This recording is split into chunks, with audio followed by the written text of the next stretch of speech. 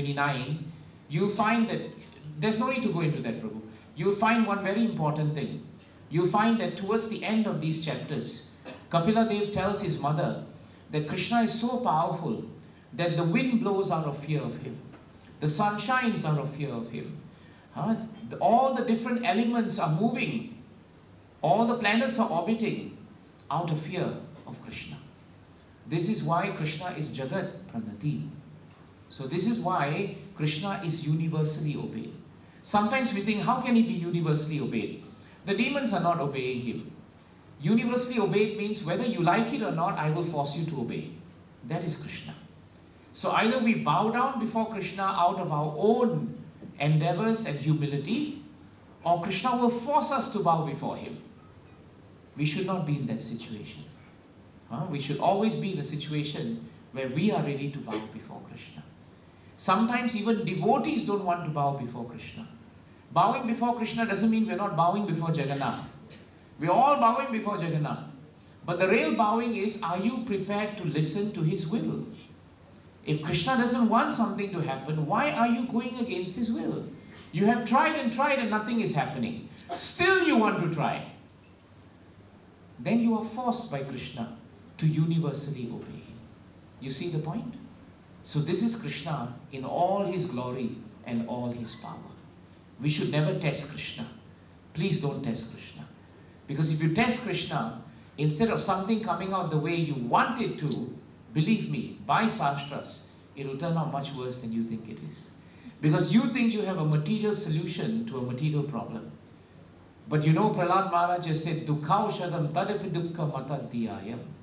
When you try to solve a material problem with a material solution, the material solution is very often worse than the material problem.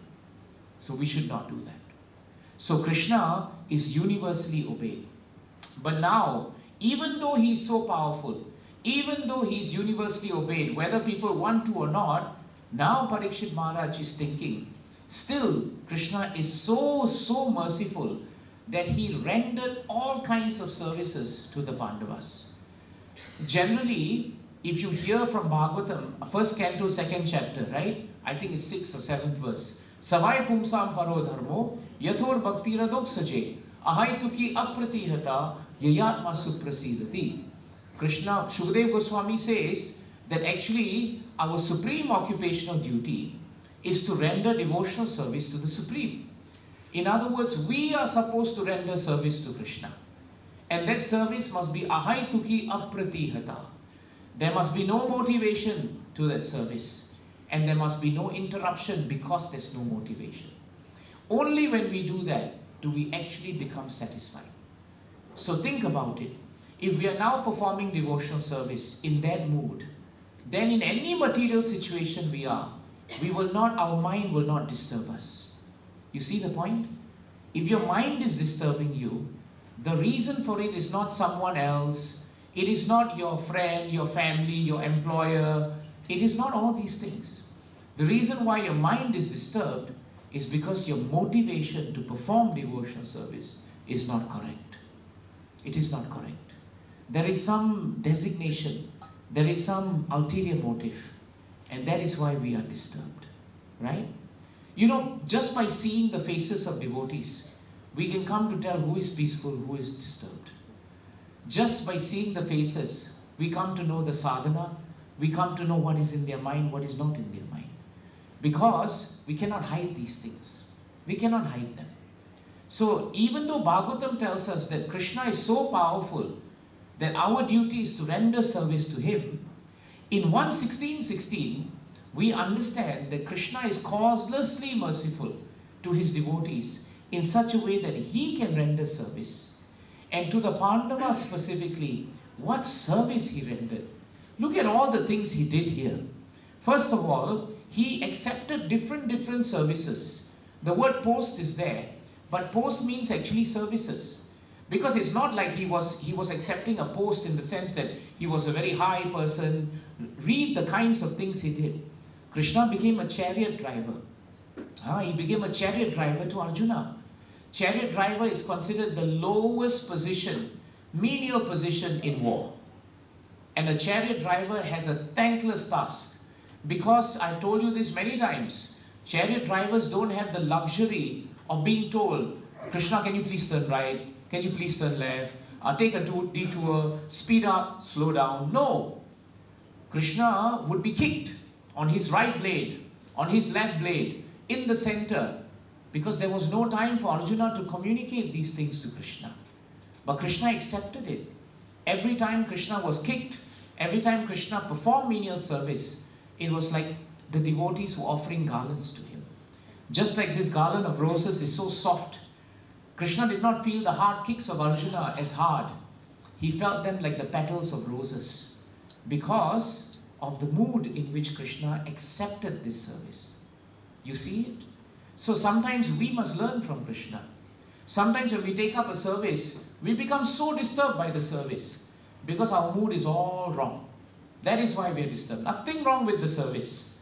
Everything is wrong with our attitude. Prabhupada writes in the Preface of Nectar of Instruction that it is one's attitude that determines one's advancement in devotional service. If our attitude to devotional service is not correct, then advancement is not there.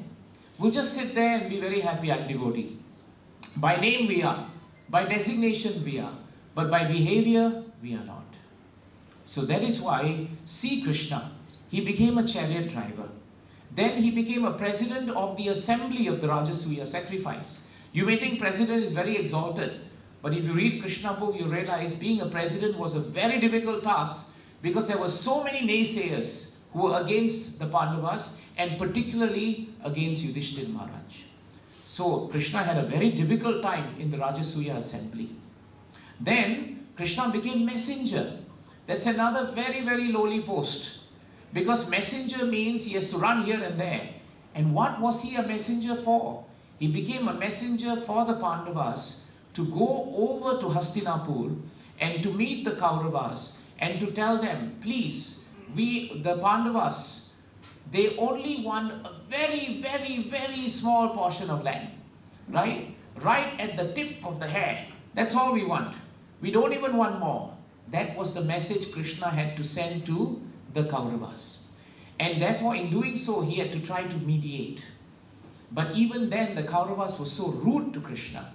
They were so haltingly proud to Krishna that Duryodhana famously said, I will not even part with even, right, a little bit, not even a tip of the hair will I even part. All the Pandavas wanted were 5 villages, that's all.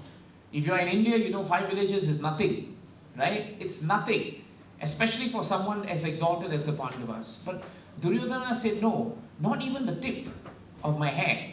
That much land I can give you. I can't. And Arjuna was not there to be the messenger. Krishna was the messenger. You see the point? So Krishna had to hear that. And he came back like a simple, humble messenger. That's all he did. Then the next pose he took was he was a friend. And the Supreme Personality of Godhead being a friend is not ordinary. Because the Supreme Personality of Godhead is held in awe and reverence by all 3 worlds. He is independent. And yet he gave his friendship freely to Krishna and the Pandavas. And then I really like this one.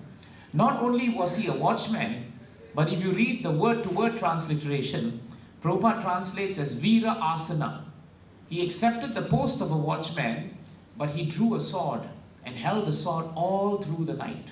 What a detail Prabhupada gives actually. It's one thing to be a watchman outside, sitting there. Nowadays, watchmen, you don't really have to work very hard. You just sit there and that's it, finish, right? Mostly watchmen are retired people. I always used to think, why are retired people watchmen? If there was a thief, right, these people cannot do anything. They'll be the first ones to die of a heart attack because they're old. But Krishna was not that kind of a watchman. Krishna was a watchman who held a sword and he was standing outside with a sword. Imagine that. Imagine. And that means Krishna never went to sleep. Of course, Krishna is Supreme Personality of Godhead. He doesn't have to sleep. He's making good use of his time. But even then, he doesn't have to do this. He doesn't have to do this. I think I've told you this, right? Whenever I think of night watchmen, I think of the night watchman in Rajkot temple. The night watchman in Rajkot temple will appear sharp during Mangalarti time. He's always there. But before that, he's sleeping very soundly. And whenever we ask him, we keep telling him we want to fire him. But he's been with us for what, 25 years now? The only reason why we don't fire him is his answer, you see. He says, why should I not sleep? Krishna is protecting himself. I don't have to worry. I sleep very well. In the morning I wake up for Mangalarti, and he's the only one in Mangalarti who's dancing. Everybody else is like a zombie, but he's dancing. Because he's had good sleep. This is Krishna's mercy, you see. So therefore Krishna himself became a watchman. And so Prabhupada is writing, Shukadeva Goswami, Arjuna, Shukadeva Goswami is writing this to show us how intimate, how personal is Krishna with his devotees. And see, after the description, what is the most important line after the description? Etc. After etc., that means there were many other posts, many other services that Krishna took, but there's no space in the verse. And then Shukadeva Goswami says something very important here.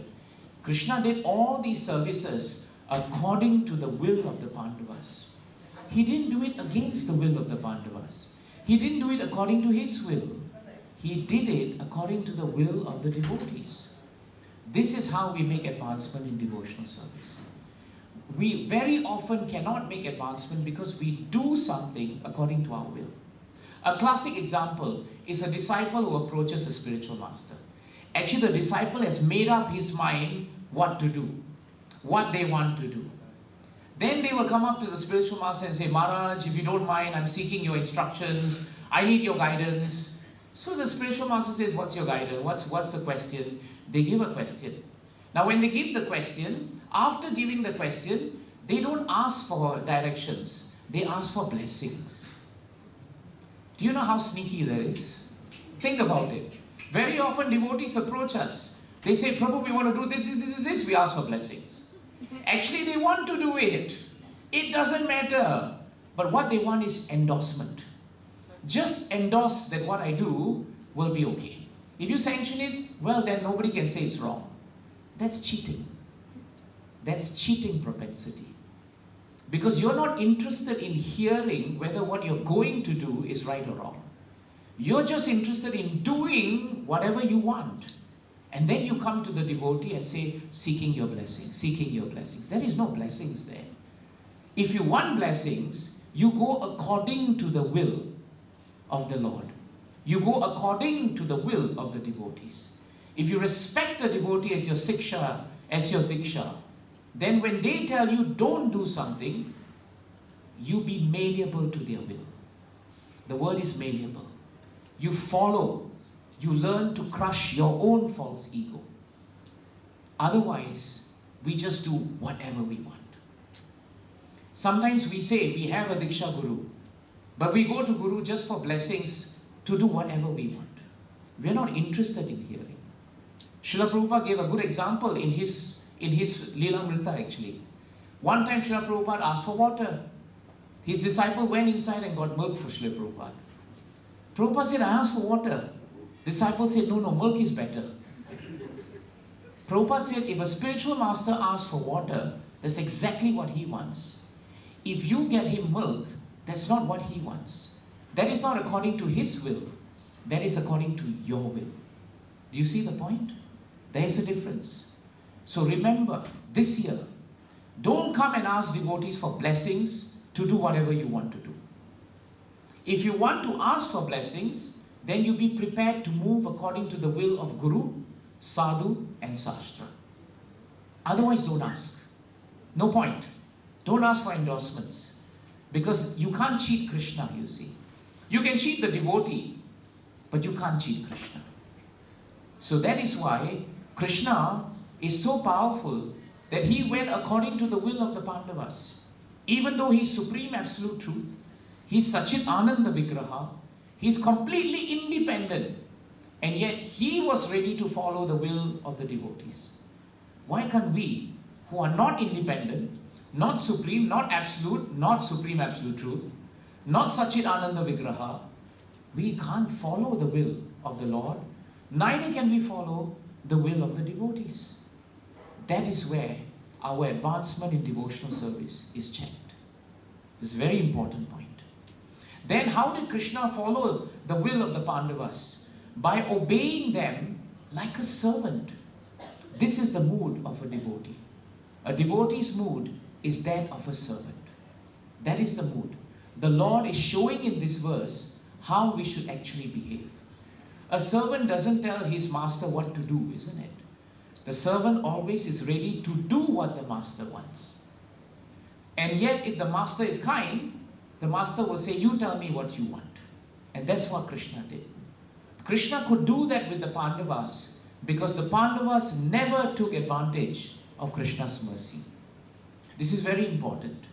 Sometimes, if we are not careful, we take the advantage of Krishna's mercy and we push for more and more and more. Supposing Krishna has already saved us from a very difficult situation, we should be grateful to him and move on with our devotional service. But we can't. We want more, and we want more, and we want more. Remember one thing, whatever that is with us now is needed. Whatever that is not with us now is wanted. If you run after the wants, you will become frustrated. If you are satisfied with your needs, you will be peaceful. And that is why Krishna was so much obedient to the Pandavas. Because the Pandavas' nature was that they never asked anything from Krishna. 13 years in exile, 1 year of that incognito. Did they ever ask Krishna in the whole of Mahabharata, Krishna, take us out of this exile. Krishna, you can take us out of all this. Krishna, if you wanted, right, you can decimate the whole Kauravas and give us all our lands. Did they ever ask even one time? Any one of the 5 even? None of them did that. Never. Why? Because they were ready to follow the will of Krishna.